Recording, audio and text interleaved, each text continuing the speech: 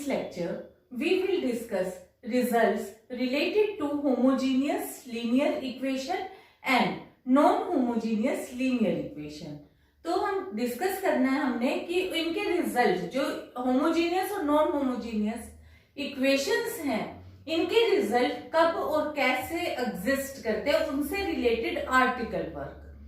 तो हमने कुछ एक इनसे रिलेटेड क्वेश्चंस हम ऑलरेडी निकाल चुके हैं. अब इसके बाद हम अपना आर्टिकल वर्क देखते हैं. तो सबसे पहले देखो, होमोजीनियस इक्वेशन होती क्या है. होमोजीनियस इक्वेशन होती है जिसमें हर एक टर्म की डिग्री सेम हो. तो अब यहाँ पे जो एक इक्वेशन है ये, इसमें हर एक टर्म की डिग्री क्या है, 1. अब अगर एक से ज्यादा इक्वेशंस हो तो हम उसे कहते हैं सिस्टम ऑफ इक्वेशंस. तो यहाँ पे क्योंकि हमने एग्जाम्पल के लिए 3 इक्वेशन ली है, इसको हम n इक्वेशंस भी ऐसे ही आगे एक्सटेंड कर सकते हैं. तो मैंने यहाँ पे इसमें n की बजाय 3 का एग्जाम्पल लिया है. तो ये 3 है तो भी ये सिस्टम ऑफ इक्वेशंस हो गया. रिप्रेजेंटेशन का तरीका क्या होता है, इसको हम लिखते हैं ax इक्वल टू 0 टाइप से. ए मैट्रिक्स हमने जो लिखी है ये कोफिशिएंट मैट्रिक्स है और ये यहाँ पे a1 b1 c1 a2 b2 c2 ये इसके कोफिशिएंट्स हैं. और x को जो ये हमारे पास अननोन्स है जो कि हमें डिटरमिन करने हैं, तो वो हमने x को लिखा है x y z, ये एक कॉलम मैट्रिक्स हो गई. इसी तरीके से जीरो मैट्रिक्स लास्ट में जिसकी सब एंट्रीज 0 है. तो अब अपने पास यहाँ पे है क्या कि a तो हमने कोफिशिएंट मैट्रिक्स कही है और जो x के अंदर वैल्यूज आएंगी, the set of values x y z which satisfies the, जो कि वो ये वाला सेट है जो कि इन तीनों इक्वेशंस को साइमल्टेनियसली सेटिस्फाई करेगा. तो x y z हमें ऐसी वैल्यू फाइंड आउट करनी है जो इन तीनों इक्वेशंस को पूरी तरीके से जस्टिफाई करे. तो अगर हम इस तरीके का कोई रिजल्ट निकाल पाते हैं तो ऐसा रिजल्ट हमारे पास होगा कंसिस्टेंट और कंपैटिबल. और अगर हम ऐसा रिजल्ट नहीं निकाल पाते तो ये हो जाता है इनकंसिस्टेंट. तो अब अपने पास है जैसे फॉर एग्जांपल मैंने यहाँ पे 2 तरीके की इक्वेशन ले ली कि होमोजीनियस इक्वेशन है. तो देखो, एक तो हमें ट्रिवियल रिजल्ट इसका पता ही है कि इक्वल टू 0 है और हर हाल में अगर मैं x y z तीनों को 0 पुट कर देती हूँ तो इसका एक रिजल्ट 0 0 0 आएगा ही आएगा. तो मेरे पास अब पॉसिबिलिटी क्या हो गई कि या तो मेरे पास इस इन होमोजीनियस इक्वेशन में ट्रिवियल रिजल्ट एग्जिस्ट करेगा या नॉन ट्रिवियल एग्जिस्ट करेगा. ट्रिवियल रिजल्ट मैंने किसको बोला है, जिसमें x equal to y equal to z 0 0 0 आ जाए. फॉर एग्जाम्पल अब हमने यहाँ पे एक इक्वेशन ली होमोजीनियस की, सेट ऑफ इक्वेशन इस पैटर्न का. इसमें मैंने ए मैट्रिक्स को इस पैटर्न से लिख लिया 1 1 1 1 2 3 1 3 4. ठीक है. फिर मैंने इसको एक्लन फॉर्म में रिड्यूस कर दिया. एक्लन फॉर्म तुम्हें पता ही है कि डायगोनल के नीचे मैंने 0 बनाने की कोशिश की. तो लास्ट में ये वाली वैल्यू मेरे पास -1 है और मुझे पता है कि इस मैट्रिक्स का डिटर्मिनेंट नॉट इक्वल टू 0 है. तो यानी कि अगर डिटर्मिनेंट नॉट इक्वल टू 0 है तो ऐसी मैट्रिक्स को हम कहते हैं नॉन सिंगुलर मैट्रिक्स. और ऐसी मैट्रिक्स का जो रिजल्ट है वो ट्रिवियल रिजल्ट आएगा होमोजीनियस के केस में, that is x equal to 0 y equal to 0 z equal to 0. क्यों, यहां से कंपैरिजन करो तो यहां से हो गया z minus z equal to 0, यहां से हो गया y plus 2z is equal to 0. तो z की वैल्यू यहाँ पे पुट करी तो y equal to 0, x plus y plus z is equal to 0, y और z की वैल्यू फिर पुट करी तो x भी 0 हो गया. तो यहाँ तीनों ही वैल्यूज हमारे पास 0 आ जाएंगी. फिर सेकंड केस में अब हमने यहाँ पे एक और मैट्रिक्स ले ली इस पैटर्न की, इसकी हमने कोफिशिएंट मैट्रिक्स लिखी इसी की तरह, तो ये हमारे पास आ गई. फिर हमने एक्लन में रिड्यूस करा तो जैसे यहाँ पे -1 था यहाँ 0 आ गया और हमें पता है कि अब इस मैट्रिक्स का डिटर्मिनेंट 0 होगा, यानी कि ये मैट्रिक्स अब सिंगुलर मैट्रिक्स है. अब ये सिंगुलर मैट्रिक्स है तो यानी कि अब यहाँ पे इसका नॉन ट्रिवियल सॉल्यूशन एग्जिस्ट करेगा. नॉन ट्रिवियल सॉल्यूशन में जितने इसके अंदर 0 रोज बनेंगी वो उतने हमारे पास इस मैट्रिक्स के इंडिपेंडेंट सॉल्यूशन बनेंगे, और जितनी नॉन जीरो रोज होंगी उतने हमारे पास इस मैट्रिक्स के डिपेंडेंट सॉल्यूशन बनेंगे। तो यहाँ पे हमारे पास सेट ऑफ सॉल्यूशन तो आ गया, ये कि इंडिपेंडेंट एक है और लीनियरली डिपेंडेंट अभी हम फाइंड आउट करेंगे, और जो आंसर है वो होगा इनफाइनाइट मैनी। तो यहाँ पे यूनिक सॉल्यूशन वाला कंसेप्ट नहीं है, क्योंकि या तो ट्रिवियल है या नॉन ट्रिवियल है, और नॉन ट्रिवियल है तो इनफाइनाइट मैनी सॉल्यूशंस आएंगे, क्योंकि रिजल्ट डिपेंडेंट आएगा। किस तरीके से, यहां से मेरे पास जैसे इक्वेशन का रिजल्ट आ गया, ये बन गया x plus y plus z is equal to 0, और सेकंड इक्वेशन हो गई y plus 2z is equal to 0। अब मैंने यहां से क्या कर लिया, z को मैंने k कंसीडर कर लिया, तो y की वैल्यू क्या हो गई -2k, और x की वैल्यू हो गई -y माइनस z, तो यहाँ पे हो गया +2k minus k is equal to k। तो ये जो रिजल्ट है वो मेरे पास x y z किसके ऊपर डिपेंडेंट है, k के ऊपर डिपेंडेंट है। तो यानी कि जो सॉल्यूशन सेट है वो हमारे पास इंडिपेंडेंट कौन सा है, सिर्फ एक z की वैल्यू मैं कुछ भी पुट कर सकती हूँ, k की वैल्यू में कुछ भी पुट कर सकती हूँ, मैं 1 पुट करूं 2 पुट करूं, पर y और x की वैल्यू किसके ऊपर डिपेंडेंट होगी, that will be dependent upon जो भी वैल्यू मैं इसकी z की कंसीडर करूंगी। तो ये हमारे पास इसका एक सॉल्यूशन सेट है। In this article we have to show that equation ax equal to 0 has a non-trivial solution if and only if a is singular। Non trivial को ही हमने नॉन जीरो सॉल्यूशन बोला है। तो अब देखो होमोजीनियस इक्वेशन है, linear equation है, system of equation है, तो इसका हमारे को नॉन जीरो सॉल्यूशन बताना है। अब अपने पास मैट्रिक्स है, मैट्रिक्स का रैंक हमारे पास कुछ भी हो सकता है। तो जैसे हमने पीछे क्वेश्चन करा, एग्जाम्पल में दिखाया यहाँ पे कि एक मैट्रिक्स ली तो 3x3 की मैट्रिक्स ली, उसका रैंक 3 था, और एक 3x3 की मैट्रिक्स ली तो जिसका रैंक 2 था। तो अगर नंबर ऑफ इक्वेशंस ज्यादा हैं, अगर नंबर ऑफ इक्वेशन मतलब यहाँ पे हमारे पास अननोन कम है और इक्वेशन ज्यादा है, तो अपने आप ही जो नीचे वाली रोज हैं, लास्ट रोज, जब हम एक्लन फॉर्म में रिड्यूस करेंगे तो वो 0 0 बन जाएंगी। तो लास्ट में जितने अननोन है उतनी इक्वेशन बचेंगी। पर in case number of unknown कम है और नंबर ऑफ अननोन ज्यादा है और इक्वेशन कम है, तो जैसे हमारे पास इक्वेशन बच गई ax plus b y plus c z is equal to 0, और एक बच गई e y plus f z is equal to 0 से अननोन कितने 3, और अपने पास इक्वेशन कितनी है 2। तो ऐसे केसेस में हमारे पास हमेशा डिपेंडेंट सॉल्यूशन आएगा, और ऐसे केस में नॉन जीरो सॉल्यूशन आएगा, और उस केस में हमारे पास इनफाइनाइट मैनी सॉल्यूशंस होंगे, जिन्हें हम नॉन ट्रिवियल सॉल्यूशन भी बोलेंगे। तो इस करके देखो हमारे को अब ये पता है कि भी जो सिस्टम है इसका रैंक ऑफ मैट्रिक्स ए मैंने कंसीडर कर लिया कि आर है।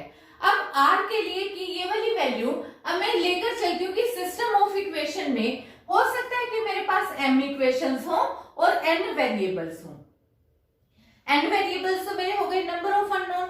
अब मान लो मैं यहाँ पे एक और इक्वेशन लिख दूं, a1 z is equal to 0, a3 y is equal to 0। इस तरीके से सपोज मैंने 4 इक्वेशन लिख दी, तो मैंने बताया ही है कि इसमें केवल और केवल 3 इक्वेशन बचेंगी। जब तुम डिटर्मिनेंट निकाल लोगे, एक्लन फॉर्म बनाओगे, तो एक रो कम से कम जरूर 0 बनेगी, और हम जब रैंक निकालेंगे तो 3/3 का ही डिटर्मिनेंट फाइंड आउट करते हैं, क्योंकि अननोन 3 है और रैंक किसका होता है, डायगोनल मैट्रिक्स का होता है। तो अगर नीचे नॉन जीरो भी है बाय चांस, तब भी तुम्हारे पास रैंक कितना होगा, 3 ही होगा।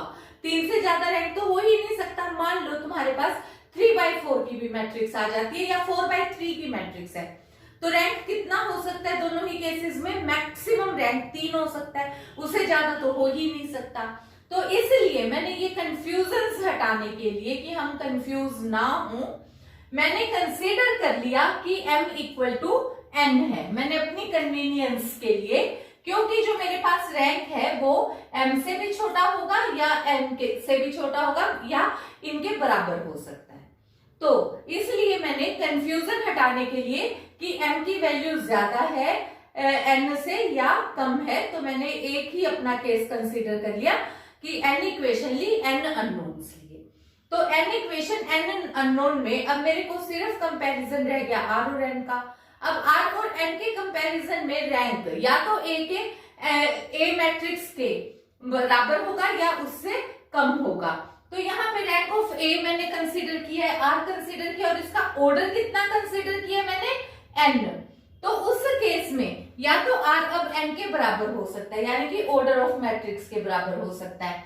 उस केस में n माइनस n मेरे पास कितना हो जाएगा, ऑब्वियसली 0 हो जाएगा। और इस केस में मेरे पास लीनियरली इंडिपेंडेंट सॉल्यूशन कितने आए, 0। जैसे कि हमने लास्ट में अभी यहाँ पे बताया था कि लास्ट में जो singular matrix, non singular matrix आई थी, नॉन सिंगुलर मैट्रिक्स में पहले हमने लास्ट से कंपैरिजन किया कि z इज इक्वल टू 0। जैसे सपोज यही वाली मैट्रिक्स ले लो, यहां से आ गया z इज इक्वल टू 0, फिर z की वैल्यू यहां पुट करी तो y इज इक्वल टू 0, फिर यहाँ पे पुट करा y और z की वैल्यू तो x इज इक्वल टू 0।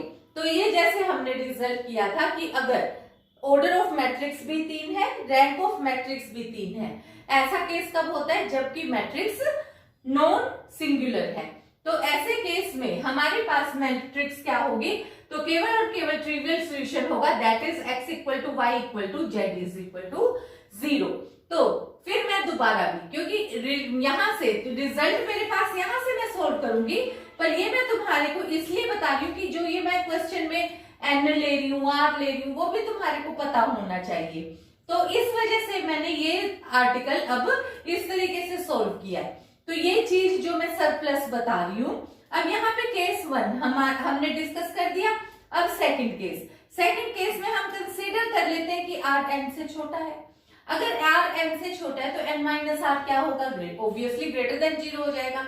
और इसके अंदर जैसे हमने मैट्रिक्स में किया कि अब मान लो यहाँ पे मेरे पास वैल्यू इस तरीके से हो गई कि अब ऐसे मैट्रिक्स का रैंक कितना हो गया, मेरे पास रैंक 2 है और number of unknown, order of matrix कितना आया था, मेरे पास 3 था।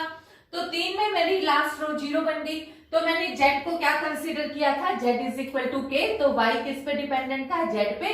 फिर वही वैल्यू y और z की k वाली मैंने यहाँ पे पुट करी तो a भी k पे डिपेंडेंट हो गया था। तो ये मैंने इस तरीके वाला रिजल्ट लिखा। और इसमें देखो लास्ट रो है नहीं, तो यानी कि ऐसे केस में क्या होगा, determinant will be equal to 0। Determinant equal to 0 कब होता है, जब सिंगुलर मैट्रिक्स होती है। तो इसमें मैंने यहाँ पे बोल दिया कि n minus are greater than 0 है, तो यानी कि जो n माइनस आर इसके अंदर लीनियरली इंडिपेंडेंट सॉल्यूशंस होंगे। क्योंकि जैसे हमने मैट्रिक्स लिखी, हमने 3x3 की मैट्रिक्स करी और लास्ट एक रो 0 बता दी, तो हमने कहा 1 नॉन जीरो सॉल्यूशन होगा, कैसे, 3 माइनस 2। अगर बाय चांस लास्ट वाली 2 रोज 0 बन जाती है तो मैं क्या कहती, n होता 3 माइनस 1, तो उस केस में वैल्यू रैंक होता 1, तो मेरे पास कितने लीनियरली इंडिपेंडेंट सॉल्यूशन आ जाते, तो उस केस में मेरे पास 2 लीनियरली इंडिपेंडेंट सॉल्यूशन आ जाते। यानी कि मेरे पास उस केस में सिर्फ एक इक्वेशन बचती और उस केस में मैं z को मान लेती k1, y को मान लेती k2, तो x की वैल्यू किसके ऊपर डिपेंडेंट हो गई, y पे भी डिपेंडेंट हो गई, z पे भी डिपेंडेंट हो गई, यानी कि साइमल्टेनियसली 2 वेरिएबल्स पे रिजल्ट डिपेंडेंट हो गया। तो इसमें अब हमारे पास जो रिजल्ट है, तो देन वी विल एक्सप्रेस, तो ये वाली जो ऊपर वाली रिजल्ट्स रह गई कि जैसे यहाँ पे इस वाले इक्वेशन में 2 रिजल्ट थे, यानी कि रैंक 2 था, इस वाले केस में रैंक 1 है, तो यानी कि we will express r unknown in terms of remaining जो n माइनस आर अननोन्स थे, उनके शेप में हम उन्हें डिफाइन करेंगे, क्योंकि मैंने बताया k1 और k2, ठीक है। अब इसी तरीके से so system has infinite many solution which are also called non zero solution as well as determinant will be equal to 0, और इसको हम सिंगुलर सॉल्यूशन कहेंगे। अब हम आ जाते हैं अपने मेन क्वेश्चन पे। मेन क्वेश्चन में हमारे पास था कि ax का नॉन ट्रिवियल सॉल्यूशन तब होगा अगर मैट्रिक्स सिंगुलर है। तो अब मैंने कहा है कि ax 0 है, इसका नॉन जीरो सोल्यूशन है, rank of matrix A is equal to r है, और ऑर्डर ऑफ मैट्रिक्स मैंने कंसीडर कर लिया कि एन है, क्योंकि मुझे ये पता है कि इसका नॉन जीरो सोल्यूशन है। तो अभी अभी मैं यहाँ पे लिख कर आई हूं, तो मेरे को पता है, मैंने डिटेल में डिस्कस कर दिया कि n minus are greater than zero होगा। तो यानी कि इसका मतलब क्या हो गया कि n is greater than r है, यानी कि order of matrix is greater than rank of matrix. इसका मतलब रैंक ऑफ मैट्रिक्स यानी कि लास्ट रो हमारे पास जीरो है, तो इसका मतलब क्या हो जाता है कि ए सिंगुलर मैट्रिक्स है। और ये हमारे पास फर्स्ट रिजल्ट हो गया, क्योंकि आई डबल एफ है तो मुझे कन्वर्स पार्ट भी करना होगा। कन्वर्स के लिए फिर मैंने अज्यूम करा कि ए सिंगुलर मैट्रिक्स है, तो उस केस में डिटर्मिनेंट जीरो हो गया। डिटर्मिनेंट जीरो होने से मेरे पास यहाँ क्या क्लियर हो गया कि rank of matrix is less than order of A. इसका मतलब हो गया r is less than n है और n minus are greater than zero है। और ये मेरे पास n minus are greater than zero किसकी कंडीशन है, has a non zero solution की। तो ये हमारे पास इससे रिलेटेड होमोजीनियस इक्वेशन के नॉन जीरो सोल्यूशन से रिलेटेड आर्टिकल था। Now we will discuss conditions related to non homogeneous equations. अब ये नॉन होमोजीनियस इक्वेशंस हमारे पास कौन सी होती है? ऑब्वियसली देखो, होमोजीनियस इक्वेशन हम किसको कहते हैं, जिसमें हर एक टर्म की डिग्री सेम हो, और इसका मतलब है नॉन होमोजीनियस में हर एक टर्म की डिग्री सेम होनी नहीं होती। तो यहाँ पे हमने एक नॉन होमोजीनियस इक्वेशन ली, a1x plus b1y plus c1z is equal to d1। इसमें देखो जो ये इधर वाली लेफ्ट हैंड साइड है, इधर सारे के सारी डिग्री टर्म्स की डिग्री कितनी है 1, और राइट हैंड साइड कितनी डिग्री है इज इक्वल टू 0, यानी कि हर पूरी इक्वेशन में हर टर्म की डिग्री सेम नहीं है। तो ऐसी इक्वेशन हम कहते हैं नॉन होमोजीनियस इक्वेशन। और क्योंकि हर एक टर्म की डिग्री मैक्सिमम डिग्री 1 है, तो इसलिए ऐसी इक्वेशंस को हम कौन सी कहते हैं, लीनियर इक्वेशन। और इक्वेशन नंबर ऑफ इक्वेशन कितनी है, 3 है, और एक से ज्यादा हो गई तो ऐसी इक्वेशंस को हम कहते हैं सिस्टम ऑफ इक्वेशंस। तो अब ये क्या चीज है हमारे पास, system of non homogeneous linear equations. तो अब हमारे को इसकी कंडीशंस बतानी है कि कब होमोजीनियस इक्वेशंस में कब नो सॉल्यूशन होगा, यूनिक सॉल्यूशन होगा और इनफाइनाइट सॉल्यूशन होगा। देखो, जब हम सॉल्व करते हैं किसी भी इक्वेशन को, तो हम ये ax इक्वल टू बी, ये system of non homogeneous equation है। मैंने एग्जाम्पल के लिए यहाँ पे 3 इक्वेशंस ली, क्योंकि ज्यादातर हम जब क्वेश्चन सॉल्व करते हैं तो 3x3 की मैट्रिक्स हमें कंफर्टेबल है, तो मैंने एग्जाम्पल के लिए 3x3 की मैट्रिक्स की ही एग्जाम्पल कंसिडर कर ली। तो यहाँ पे वैल्यू मैंने ली ax इक्वल टू बी, ये सिस्टम ऑफ नॉन होमोजीनियस, जिसमें A मैट्रिक्स का रैंक R है, मैंने कंसीडर कर लिया। ऑर्डर ऑफ A मैट्रिक्स मैंने कह दिया से M है, तो नंबर ऑफ अननोन मुझे नहीं पता कि कितने, मुझे कोई भी इक्वेशन हो सकती है, m बाय m टाइप की इक्वेशंस हो सकती है, कितने भी टाइप की हो सकती है। फिर मैंने एक ऑगमेंट मैट्रिक्स ले ली, ऑगमेंट मैट्रिक्स मैंने ली A इज टू B, और इसका भी रैंक मैंने मेंशन कर दिया कि से इसका भी कोई ना कोई एक रैंक आएगा, तो वो मैंने कंसीडर कर लिया से एंड उस मैट्रिक्स ऑगमेंट मैट्रिक्स का रैंक है। तो अब देखो, इस मैट्रिक्स को मैंने कैसे लिखा, एग्जांपल वाली को ax इक्वल टू b, ये मेरे पास हो गई कोफिशिएंट मैट्रिक्स A, और ये फिर x, ये हो गया वेरिएबल्स जो मुझे इंडिटरमिनेंट्स हैं जो मुझे फाइंड आउट करने हैं x y z, और इक्वल टू ये वाली वैल्यू है b की वैल्यू क्या है d1 d2 d3, ठीक है, ये मेरे पास रिजल्ट है। ऑगमेंट मैट्रिक्स में हम कोफिशिएंट मैट्रिक्स और जो ये हमारे को b की वैल्यू दी होती है, इसको हम कंबाइंड वे में लिखते हैं, तो ये मैट्रिक्स बन जाती है 3x4 टाइप की। और ऑब्वियसली हमें पता है कि रैंक जो है मैक्सिमम कितना हो सकता है, 3। ऑगमेंट मैट्रिक्स का भी मैक्सिमम 3 हो सकता है, और मैट्रिक्स इटसेल्फ का भी मैक्सिमम रैंक 3 हो सकता है।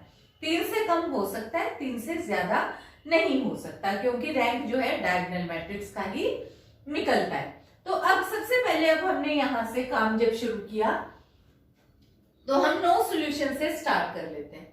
नो सॉल्यूशन के केस में हमारे पास है कि अगर रैंक ऑफ ए मैट्रिक्स हमने निकाला, तो रैंक ऑफ ए मैट्रिक्स अलग से नहीं निकालना, हमने यहाँ पे कंडीशन में बताया, यहाँ पे मैं एग्जाम्पल के लिए तुम्हें बता रही हूँ कि ताकि तुम्हें आर्टिकल को अंडरस्टैंड करने में कन्वीनियंट हो।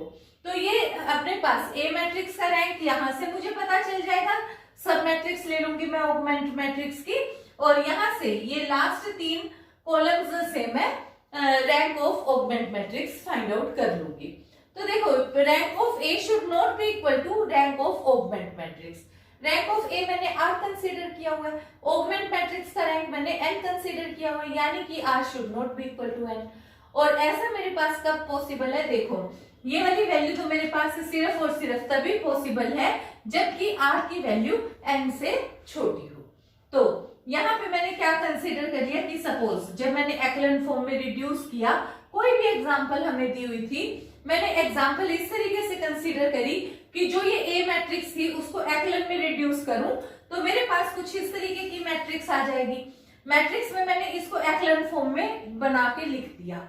अब यहाँ पे ये वाली एंट्री मेरे पास 0 आ जाए और यहाँ पे एंट्री 0 ना आए। अगर देखो मेरे पास इस तरीके का केस आ जाता है तो जब मैं इसको एक्सपेंड करके लिखूंगी तो क्या लिखना पड़ेगा, 0x + 0y + 0z = 1, यानी कि 0 = 1 विच इज इम्पॉसिबल।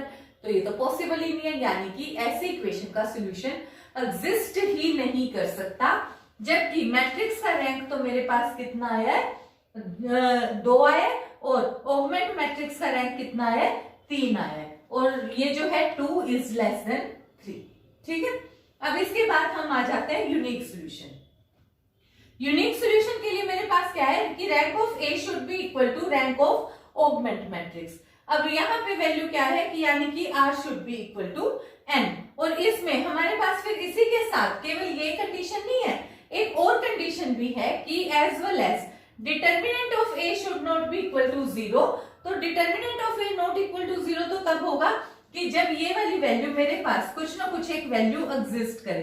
तो सपोज मैंने यहाँ पे 1 कंसीडर कर लिया, तो अब मेरे पास रैंक ऑफ ए मैट्रिक्स कितना आ गया, 3, ऑगमेंट मैट्रिक्स भी कितना आ गया, 3। देखो इस मैट्रिक्स का रैंक भी 3, इस मैट्रिक्स का रैंक भी 3, तो ये वाली मेरे पास कितना हो गया कि इन दोनों का रैंक मेरे पास सेम आ गया, और यहाँ पे इसका डिटर्मिनेंट भी कितना है, नॉट इक्वल टू 0, यानी कि ये यूनिक सॉल्यूशन केवल और केवल तब होगा जबकि मैट्रिक्स मेरे पास नॉन सिंगुलर होगी। और नॉन सिंगुलर के अलावा यहाँ पे क्योंकि जितने अननोन है उतनी ही इक्वेशंस मुझे मिनिमम जरूरी है, तो नॉन सिंगुलर होनी चाहिए और रैंक दोनों का सेम होना चाहिए। अब फिर हमारे पास थर्ड केस है infinite many solution. Obviously infinite many solution हमारे पास तभी होते हैं कि जब एक लास्ट रो 0 बन जाए। लास्ट रो 0 बनेगी तभी हमारे पास नंबर ऑफ इक्वेशंस कम हो जाएंगी। यहाँ पे ये भी 0 हो गया, ये भी 0 हो गया, तो ऐसे केस में मेरे पास क्या होगा, y + 2z = 3 और x + 2y + 3z = 4। तो जैसे मैं z की जगह पे k पुट करूंगी तो y किसके ऊपर डिपेंडेंट हो गया, k के ऊपर डिपेंडेंट हो गया। y और z की वैल्यू यहाँ सब्स्टिट्यूट करूंगी तो x भी किस पे डिपेंडेंट हो गया, k पे डिपेंडेंट हो गया। अब इस चीज को मैं कैसे लिखूंगी, इनफाइनाइट मैनी सॉल्यूशन कब होंगे, देखो कंडीशन वही सेम है, rank of A should be equal to rank of A is to B, ठीक है, पर सेकंड कंडीशन चेंज हो गई। सेकंड कंडीशन मेरे पास यहाँ क्या थी कि यहाँ नॉन सिंगुलर होना चाहिए था, यहाँ पे matrix should be equal to singular, यानी कि determinant of A should be equal to 0, और ये सिंगुलर होगा तभी मेरे पास। अब देखो यहाँ से मेरे पास ए मैट्रिक्स का कोई भी सब मैट्रिक्स निकाल लो, 2 से ज्यादा रैंक हो ही नहीं सकता, ना ए का ना ऑगमेंट मैट्रिक्स का। तो यहाँ पे ऐसे केस में मेरे पास क्या रिजल्ट एग्जिस्ट करेंगे, इनफाइनाइटली मैनी सॉल्यूशंस होंगे। तो ये रिजल्ट हमारे पास नॉन होमोजीनियस लीनियर इक्वेशंस की कंडीशन से रिलेटेड है कि कब इनका नो सॉल्यूशन होगा, यूनिक सॉल्यूशन होगा, या फिर इनफाइनाइट सॉल्यूशंस होंगे। In this article we have to show that the equation ax = b has a unique solution if a is non singular. तो सबसे पहले तो हम ये कंसीडर करते हैं कि a नॉन सिंगुलर है। अगर a नॉन सिंगुलर है तो इसका मतलब क्या होगा, determinant of a will be not equal to 0, और determinant a is not equal to 0 यानी कि जो मैट्रिक्स है वो इन्वर्टिबल है, यानी कि ए इनवर्स एग्जिस्ट करेगा। अगर ए इनवर्स एग्जिस्ट करता है तो जो ये इक्वेशन है Ax इक्वल टू बी, इसमें हमने दोनों side pre multiplying by A inverse कर दिया। फिर हमें पता है कि A inverse into A associative property के अकॉर्डिंग हम ब्रैकेट यहाँ चेंज कर सकते हैं, और ए इनवर्स इंटू ए क्या हो गया, आइडेंटिटी, और क्या रिजल्ट हो गया, x is equal to A inverse b, और ये सोल्यूशन हो गया Ax इक्वल टू बी का, यानी कि x का एक सोल्यूशन तो जरूर एग्जिस्ट करता है। फिर अब मुझे ये शो करना है कि ये सोल्यूशन यूनिक है। मैं कंसीडर कर लेती हूँ कि यूनिक नहीं है बल्कि एक से ज्यादा सोल्यूशन है, तो यानी मैंने दो कंसीडर कर लिए, और मैंने कंसीडर किया कि ये दोनों डिफरेंट है। ये x1 is not equal to x2 be two different set of solution of Ax equal to b। तो ये जो x1 है ये भी इस इक्वेशन को सेटिस्फाई करेगा, x2 भी इस इक्वेशन को सेटिस्फाई करेगा, पर ये b और b तो सेम है, तो इस वजह से मेरे पास Ax1 will be equal to Ax2 हो जाएगा। फिर pre multiplying by A inverse मैं यूज करूंगी, फिर मैं यहाँ पे ब्रैकेट चेंज कर दूंगी, तो ये मेरे पास फिर क्या हो गया, implies that A inverse into A identity बन गया, आइडेंटिटी इंटू x1, इससे मेरे पास क्या रिजल्ट आ गया यहाँ x1। सिमिलरली यहाँ आ गया x2, implies that x1 is equal to x2, पर ऊपर तो मैं मान के चली हूँ कि ये दोनों डिफरेंट वैल्यूज है, तो यानी कि ये तो पॉसिबल ही नहीं हो सकता कि x1 और x2 डिफरेंट हो। तो अब यहाँ से क्या हुआ, यानी कि मैंने जो कंसीडर किया है कि x1 और x2 डिफरेंट है, ये इम्पॉसिबल है, यानी कि मैंने रोंग कंसीडर कर लिया, और इसका मतलब क्या हो गया, x1 और x2 दोनों वैल्यूज सेम है, और यहां से इसका मतलब क्या हुआ कि Ax equal to b has a unique solution. So that is all for this lecture. Thank you.